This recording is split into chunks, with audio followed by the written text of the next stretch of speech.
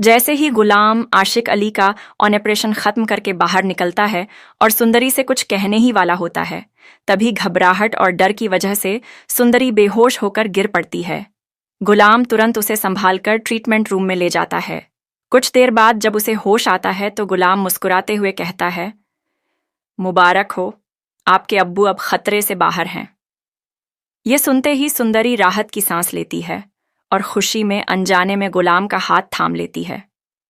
उसी वक्त आशिक अली उन्हें अपने पास बुलाते हैं। उनकी सांसें तेज चल रही होती हैं। वह कमजोर आवाज में कहते हैं, बेटा, मेरी जिंदगी का कोई भरोसा नहीं।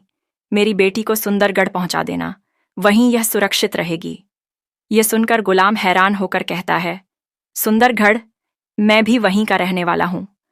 तभी आशिक अली एक बड़ा राज खोलते हैं। सुंदरी की मां खुर्शीद मरी नहीं, वह जिंदा है।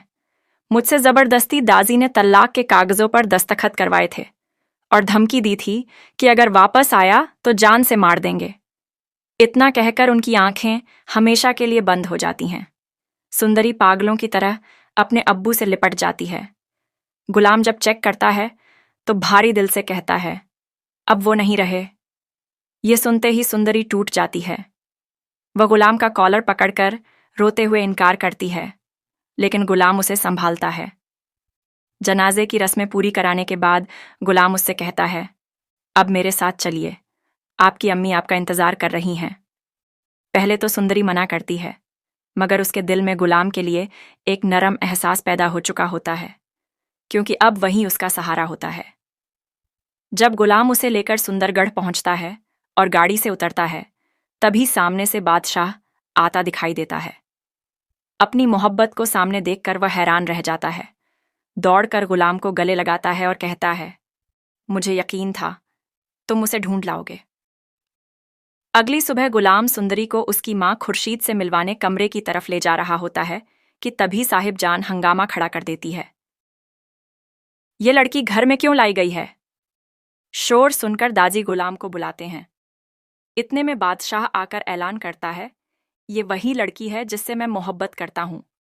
गुलाम बताता है कि आशिक अली की मौत हो गई और उनकी आखिरी ख्वाहिश थी कि सुंदरी को उसकी मां तक पहुंचा दिया जाए, लेकिन दाजी यकीन नहीं करते। तभी बादशाह वह पायल दिखाता है जो सुंदरी की गाड़ी में गिर गई थी। पहचान का सबूत मिल जाता है। 22 साल बाद खुर्शीद अपने कमरे से बाहर आती है और सबके सामने सुंदरी को गले लगा लेती है। माँ बेटी का मिलन देखकर सब भावुक हो जाते हैं। बादशाह बेहद खुश होता है कि सुंदरी उसकी फूफो की बेटी निकली। अब शादी आसान होगी। वह खुर्शीद को बताता है कि वह सुंदरी से निकाह करना चाहता है। खुर्शीद को ऐतराज नहीं होता, लेकिन जब बादशाह अपने माँ बाप से बात करता है तो साहिब जान कहती है कि उसकी शादी उसके भाई की बेटी से ही होगी। इस पर बादशाह पिस्तौल निकालकर धमकी देता है कि अगर सुंदरी उसकी ना हुई तो वह खुद को खत्म कर देगा।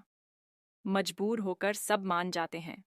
इधर सुंदरी को गलतफहमी हो जाती है कि उसकी शादी गुलाम से होने वाली है, क्योंकि वह उसी से मोहब्बत करने लगी होती है। मगर गुलाम दोस्ती की खातिर अपने जज्बात दबा देता है और खामोश रहता है। शादी का दिन आता है। खुर्शीद अपनी बेटी को दुल्हन बनाकर स्टेज पर बैठाती है। जब मौलवी साहब पूछते हैं, क्या आपको बादशाह जानदार से निकाह कबूल है?